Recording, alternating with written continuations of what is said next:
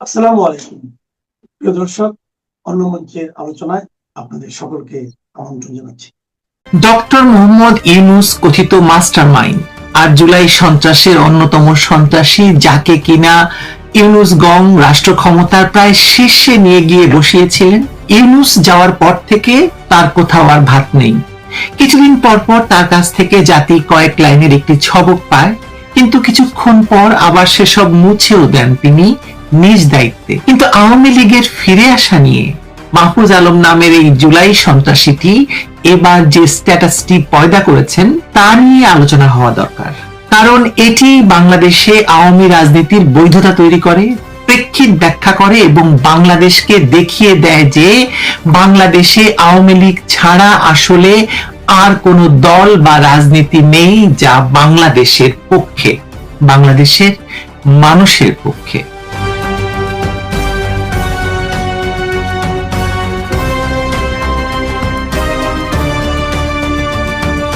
শুরু করি মাহফুজ আলমের স্ট্যাটাস দিয়ে।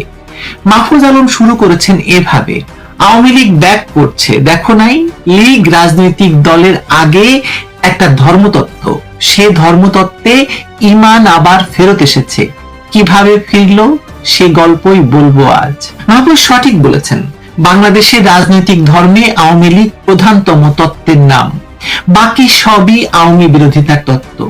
যে ধর্মভিত্তিক রাজনীতি এবং জাতীয়তাবাদকে অস্বীকার করে বাঙালি একটি নতুন ভাষা ভিত্তিক এবং ধর্মভিত্তিক রাজনীতির ধর্ম প্রতিষ্ঠা করে তার ভিত্তিতে পাকিস্তান থেকে বেরিয়ে বাংলাদেশ প্রতিষ্ঠিত করেছিল, তার নাম আওয়ামী লীগ। মাহফুজ নিজেও তার পুরো স্ট্যাটাসে বারবার সেটাই প্রমাণ করেছেন যে বাংলাদেশের মানুষের ধর্ম বিশ্বাসের বাইরে রাজনীতির ধর্ম আসলে এটাই যে ধর্ম যার যার, দেশটা সবার, রাজনীতিটা সবার, উৎসবটা সবার। আর এটাই আওয়ামী লীগের রাজনৈতিক ধর্ম।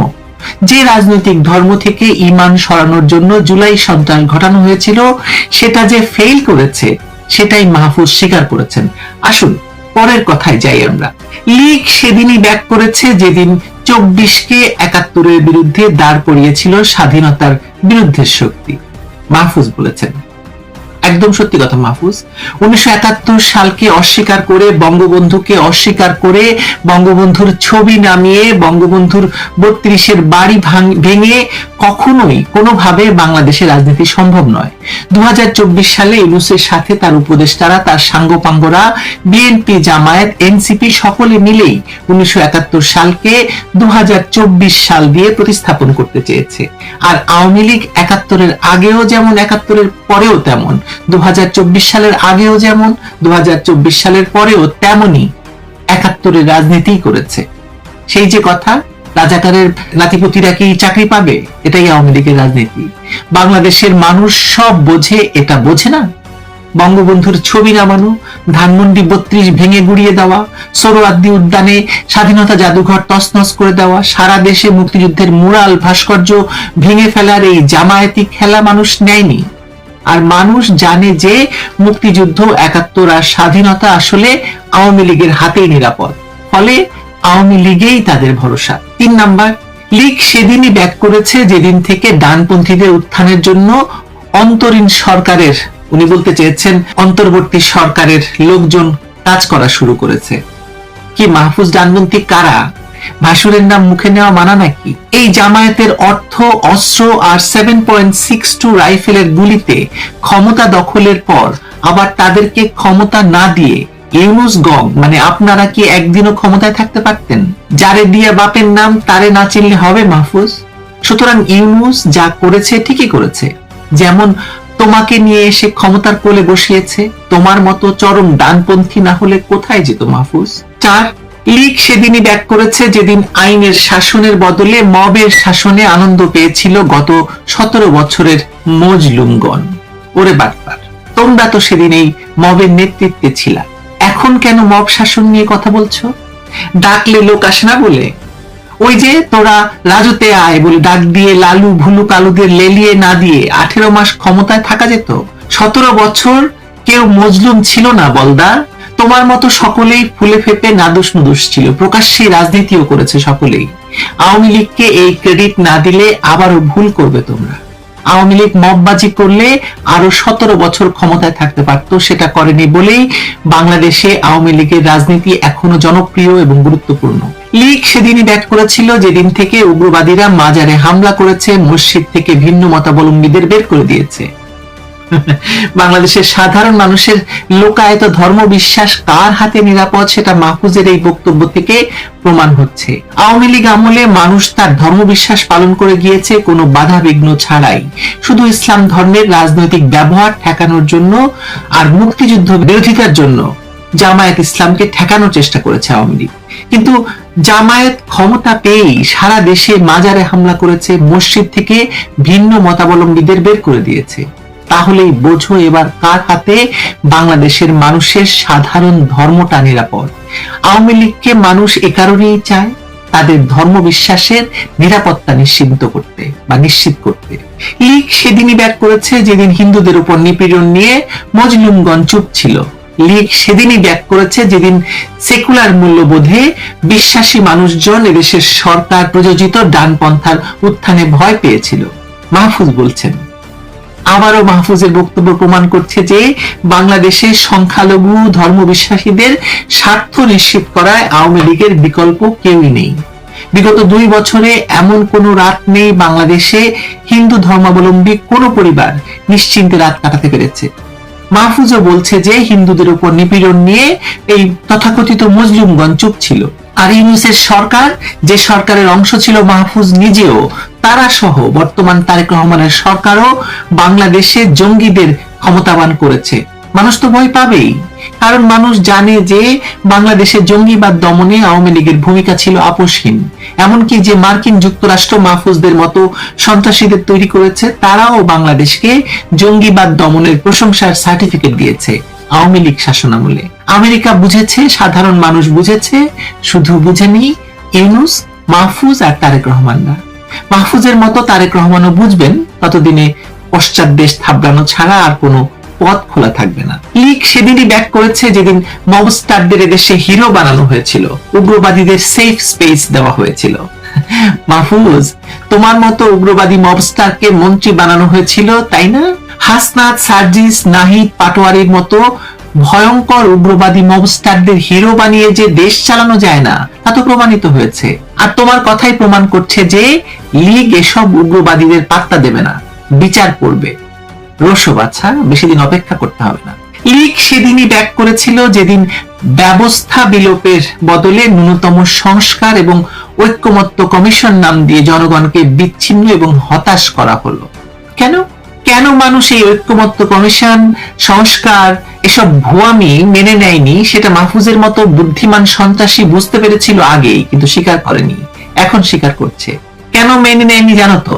কারণ বাংলাদেশের সংবিধান একটি আধুনিক এবং মানবিক সংবিধান, যা একটি সশস্ত্র মুক্তিযুদ্ধের মাধ্যমে অর্জিত হয়েছে। মানুষ সেটা জানে, আর জানে বলেই এটাকে ছুঁড়ে ফেলে দেওয়ার জন্য বিদেশি দালালদের দ্বারা গঠিত ঐক্যমত্য কমিশনকে মেনে নেয়নি।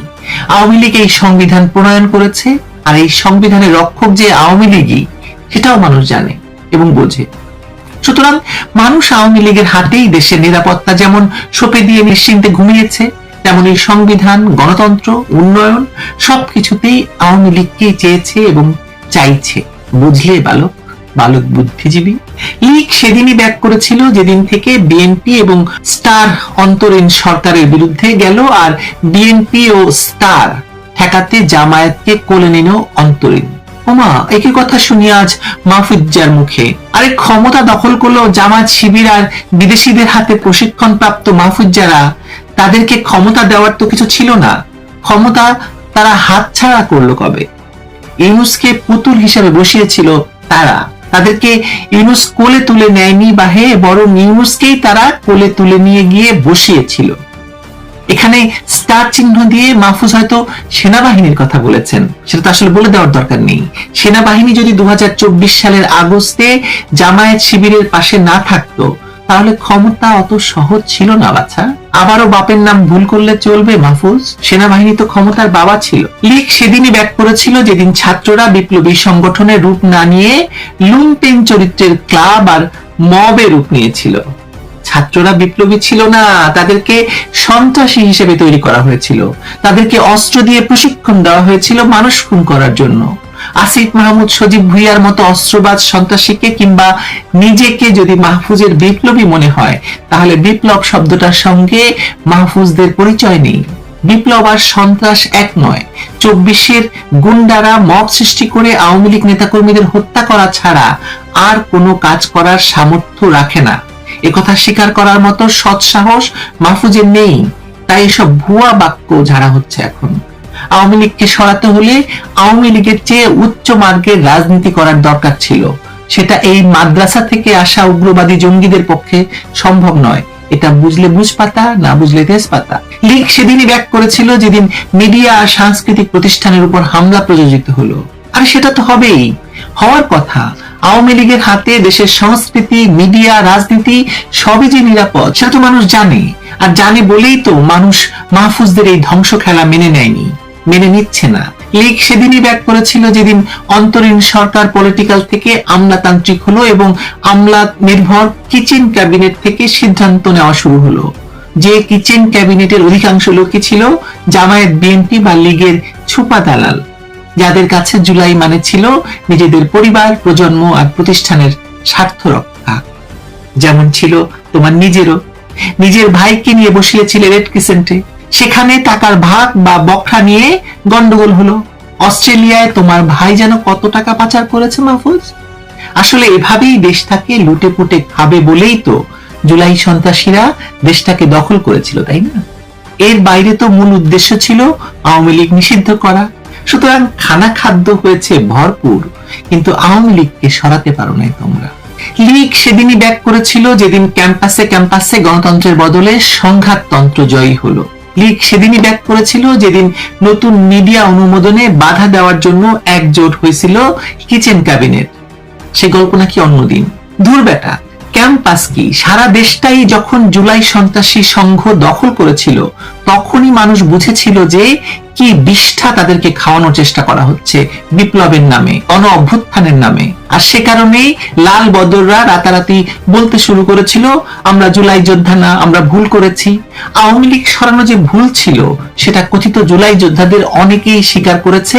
মাহফুজ এখন ঘুরিয়ে পেঁচিয়ে সেটাই বলছে। লীগ সেদিনই ব্যাক করেছিল যেদিন জুলাই ঘোষণাপত্র কিংবা সনদের প্রক্রিয়া তুলে দেওয়া হয়েছিল আমলাতন্ত্র আর ভেস্টেড ইন্টারেস্ট গ্রুপের হাতে। এই ঘোষণাপত্রটা যেন কি বস্তু? আরে বুর্বক, মুক্তিযুদ্ধের ঘোষণাপত্র, সংবিধানের প্রিয়াম্বল এসব বাদ দিয়ে মানুষকে জুলাই সন্ত্রাসের ঘোষণাপত্র খাওয়াতে যাওয়াটাই তো সবচেয়ে বড় ভুল ছিল। সেটা কারো হাতে তুলে দিতে হয়নি।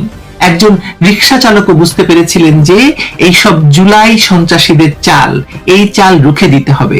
দিয়েওছিস তারা। আওয়ামী লীগ না ফিরলেও তোরা এইসব ঘোষণাপত্র পাশ করাতে পারতি না। এখন তো আর কোনোদিনই সেটা সম্ভব হবে না। লীগ সেদিনই ব্যাক করেছিল যেদিন বাম শাহবাগী পিটাইলে আনন্দ পেয়েছিল মজলুমগণ। লীগ সেদিনই ব্যাক করেছিল যেদিন এদেশে কাওয়ালি ইনকিলাবি কালচারের মতন রিগ্রেসিভ কালচার ব্যবস্থা নিয়ে বাঙালি জাতীয়তাবাদ মোকাবেলার মহারম্ভ হয়েছিল। এই বালক বুদ্ধিজীবী কাম জুলাই সন্ত্রাসীকে ফ্রুটিকা খাওয়ালো কে বলুন তো? এতদিনে বুঝলো সে যে বাঙালি জাতীয়তাবাদী এদেশের মূলধারার বিপরীতে এসব জঙ্গিবাদী ভাঙচুর আর কাওয়ালি কালচার চালানোর জন্যই তো জুলাই সন্ত্রাস। আর আওয়ামী লীগ এই মূলধারার মূল চালিকা শক্তি। এটাই আওয়ামী লীগের রাজনীতি। মানুষ জুলাই সন্ত্রাস অস্বীকার করে মূলধারার বাঙালি জাতীয়তাবাদকেই সঠিক মনে করে। এটা বোঝার জন্য পণ্ডিত হওয়ার তো দরকার নেই। 2 বছর পরে সেটা বুঝতে পেরেছো বাছা? বেশ করেছ। লীগ সেদিনই ব্যাক করেছে যেদিন নির্বাচনী বাটোয়ারার মাধ্যমে সংস্কার এবং বিচারককে কম্প্রোমাইজ করা হলো এন্ড বিএনপি জামায়াতের বার্গেনিং টুল বানানো হলো। এখানে একটা ভুয়া স্লোগান দেবেন আপনি। এই ভুয়া আসলেই ভুয়া। নির্বাচন না দিয়ে আর একদিনও ক্ষমতায় থাকতে হলে ইউনূস শুধু নয়, মাহফুজ, আসিফ, নাহিদ সকলকেই মানুষ উল্টো করে পল্টন ময়দানে ঝুলিয়ে রাখতো, যেমনটি তারা রেখেছিল পুলিশ সদস্যদের মেরে জুলাই সন্ত্রাস চলাকালে। নির্বাচন দিয়ে মানে সরে পড়াটাই ছিল ইউনূসের মতো ধূর্তের বুদ্ধিমানের কাজ। নির্বাচন দিয়ে বিএনপিকে ক্ষমতায় না বসালে এতদিন আওয়ামী লীগের লোকজন এসে এক একটাকে যে কি করতো সেটা ভেবে গা শিউরে উঠে। নির্বাচন দিয়ে সরে পড়ে বরং আত্মরক্ষা হয়েছে, স্বীকার করবেন। লীগ সেদিনই ব্যাক করেছে যেদিন কমিশন, ট্রাইব্যুনাল, বিশ্ববিদ্যালয় ইত্যাদিকে একটি আদর্শের লোকদের মাধ্যমে ক্ষমতারোহণের বার্গেনিং টুলে পরিণত করা হলো। উল্টে দেমা লুটে পুটে খাই, এটাই তো ইন্টেরিমের তথা জুলাই সন্ত্রাসীদের মোটো ছিল। এখানে আবার আদর্শ কি? এসব বুলি কপচায় তো কোনো লাভ নেই।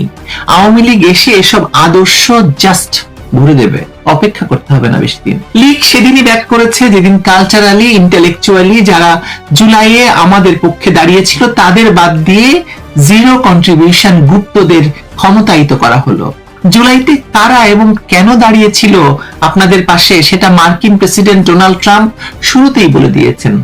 $29 মিলিয়ন প্রকাশ্য আর অপ্রকাশ্যে জর্জ সোরস, এনডিআই, আইআরআই সহ কত প্রতিষ্ঠানের বিনিয়োগ ছিল আওয়ামী লীগকে সরানোর, সেটা বলার দরকার নেই মাহফুজ। আওয়ামী লীগকে না সরালে কি এই বাণিজ্য চুক্তি, প্রতিরক্ষা চুক্তি এসব করা যেত? পাকিস্তানের সঙ্গে দহরম মহরম হতো, বাংলাদেশে মার্কিন সেনাঘাঁটি হতো। বাইরে বাংলাদেশ বিক্রি করে ক্ষমতায় গিয়ে ক্ষমতা থেকে সরার মাত্র 3 দিন আগে বাংলাদেশ বিক্রির চুক্তি করে বড় বড় কথা বললে মানুষের থুতু একটুও মাটিতে পড়বে না। মানুষ যে আগেই ভালো ছিল, শেখ হাসিনাই যে দেশের যোগ্যতর শাসক ছিলেন, আওয়ামী লীগের রাজনীতি যে বাংলাদেশের জন্য এই মুহূর্তে এবং সর্বকালের জন্য যোগ্যতম, একথা মাহফুজের এই স্ট্যাটাসের প্রতিটি বাক্যের শুরুতেই উচ্চারিত হয়েছে। লীগ সেদিনই ব্যাক করেছে বলতে আসলে মাহফুজ এটাই বোঝাতে চেয়েছেন যে লীগ এবং লীগের রাজনীতি এ কারণেই জরুরি যে বাংলাদেশের মানুষের কাছে রাজনীতি, উন্নয়ন, গণতন্ত্র, দেশপ্রেম সবকিছুই আসলে আওয়ামী লীগ এবং কেবলমাত্র আওয়ামী লীগ। মাহফুজকে জন্য ধন্যবাদ দিতেই হবে। ধন্যবাদ মাহফুজ, এভাবে আওয়ামী লীগকে প্রাসঙ্গিক করে তোলার জন্য, যা আওয়ামী লীগের কোন নেতার পক্ষেও এতদিন সম্ভব হয়নি। সুপ্রিয় দর্শক শ্রোতা মণ্ডলী, আপনি এই মুহূর্তে আমাকে যে যেখান থেকে দেখছেন এবং পরবর্তী যে যেখান থেকে দেখবেন, আপনাদের সকলকে জানাই আমি আমার প্রাণঢালা অভিনন্দন এবং শুভেচ্ছা এবং কৃতজ্ঞতা প্রকাশ করি সার্বক্ষণিক আমার পাশে থেকে আমাকে উৎসাহ প্রদানের জন্য। এতক্ষণে হেডলাইন এবং ব্যানার দেখে আপনারা চিন্তা করছেন শেখ হাসিনা কী ভয়ঙ্কর বার্তা দিলেন। জি ভাই, শেখ হাসিনা একটা ভয়ঙ্কর বার্তা দিয়েছেন। তবে এই বার্তার মধ্যে তার আগে আমি বলবো যে বার্তা দেওয়ার পেছনে, আগে এবং পেছনে সব জায়গায় আপনার সহায়ক ভূমিকা পালন করেছে আমাদের তৃণমূল কর্মী ভাই বোনরা। মানে আমাদের নেত্রী, জননেত্রী শেখ হাসিনা তিনি বুঝতে পেরেছেন যে তার ভাইয়েরা, তার সন্তানরা, তার সহযোদ্ধারা কেউ শেখ হাসিনা বিহীন আওয়ামী লীগ চায় না, কেউ শেখ হাসিনা বিহীন বাংলাদেশ চায় না। আর যার কারণে তৃণমূল যে কর্মী সমর্থক ভাই বোন আছেন তারা বুক চিতিয়ে রাস্তায় সেনাবাহিনী, পুলিশ, বিডিআর, র্যাব, সরকারের সমস্ত যন্ত্রকে উপেক্ষা করে মিছিল, মিটিং করে যাচ্ছেন। এটাতেই আমাদের নেত্রীকে আরও বেশি সাহসী করে তুলছে। কারণ হচ্ছে আমাদের নেত্রী সঠিকভাবেই নির্ধারণ করতে পারছেন, বুঝতে পারছেন যে দেশ নেত্রীকে চায়। এই দেশ, এই বাংলাদেশ জননেত্রী শেখ হাসিনার হাতেই নিরাপদ। এই দেশের জনগণ শেখ হাসিনার হাতেই নিরাপদ। এই দেশটা, পুরো দেশটা, সব কিছুই শেখ হাসিনার হাতে নিরাপদ। সেইটা যেমন আমার নেত্রী জানেন, তেমন আমাদের তৃণমূল কর্মীবৃন্দ জানেন।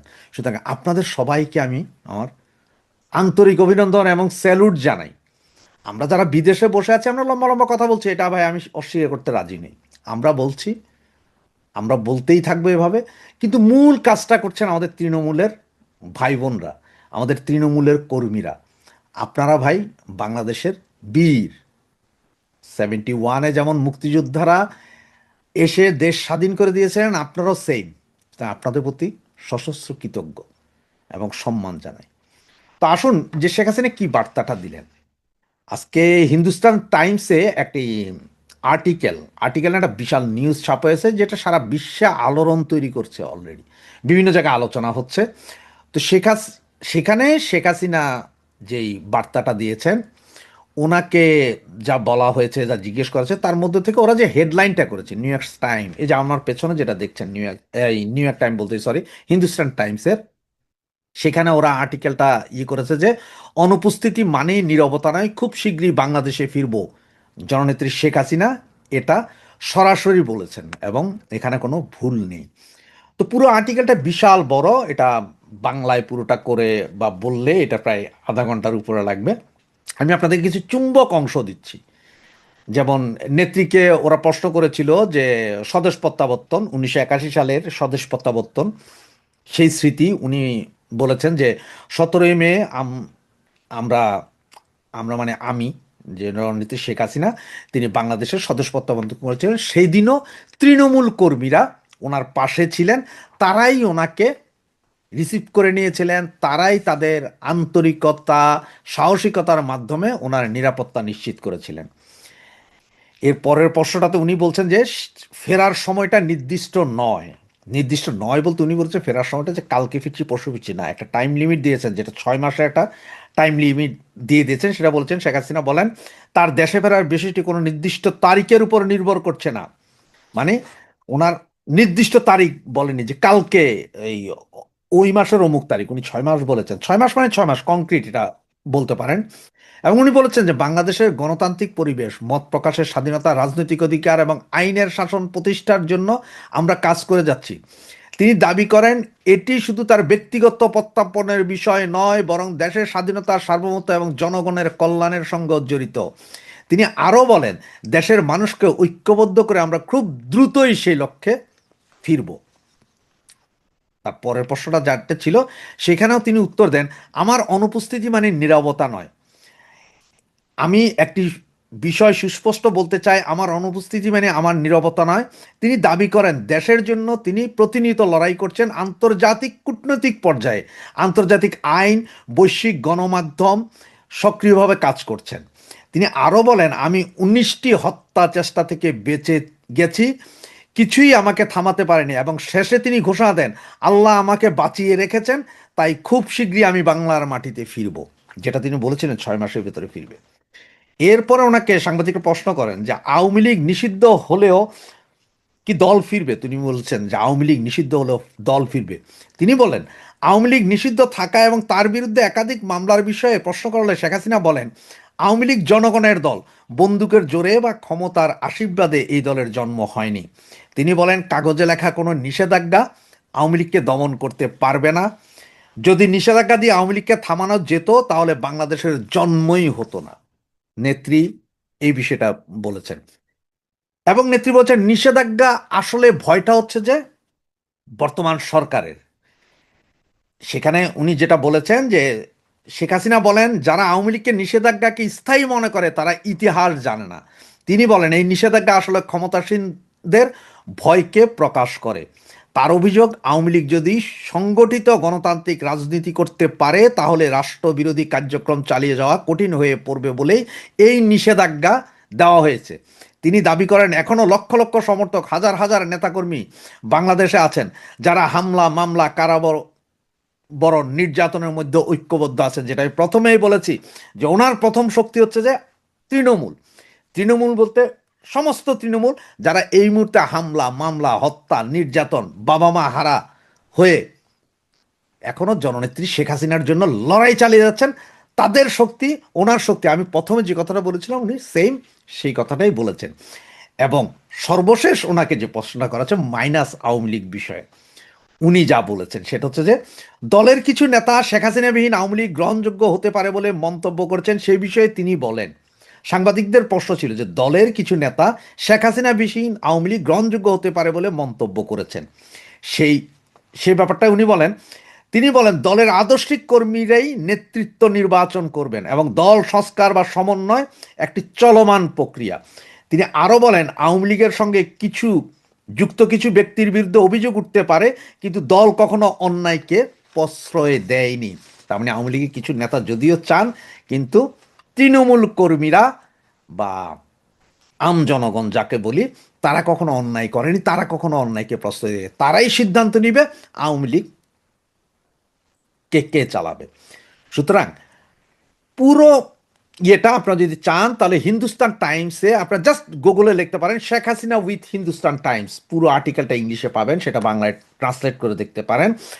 এছাড়াও হয়তো অন্যান্য অনেক পত্রিকা এই মুহূর্তে চলেও আসতে পারে, সেইখান থেকে আপনারা দেখে নিতে পারেন এবং এটা পড়ে নিতে পারেন। সুতরাং আমরা সকলে ঐক্যবদ্ধ হওয়া দরকার। নেত্রী যেটা বলছেন যে আমাদের ঐক্যবদ্ধ শক্তি সবকিছু করে দিবে। আমরা আরো যত বেশি সুসংগঠিত হব, যত বেশি ঐক্যবদ্ধ হব, তত বেশি আমরা শেখ হাসিনাকে 6 মাস আগেই বাংলাদেশে প্রত্যাবর্তন করানোর শক্তি এবং সাহস রাখি। এই বিশ্বাস আমার যেমন আছে, নেত্রীর আছে, এই বিশ্বাস তৃণমূল কর্মীদেরও আছে। আমরা সবাই বাংলাদেশ আওয়ামী লীগের কর্মী। আমাদের একমাত্র নেতা বা একমাত্র নেত্রী বঙ্গবন্ধু কন্যা জননেত্রী শেখ হাসিনা। জয় বাংলা, জয় বঙ্গবন্ধু।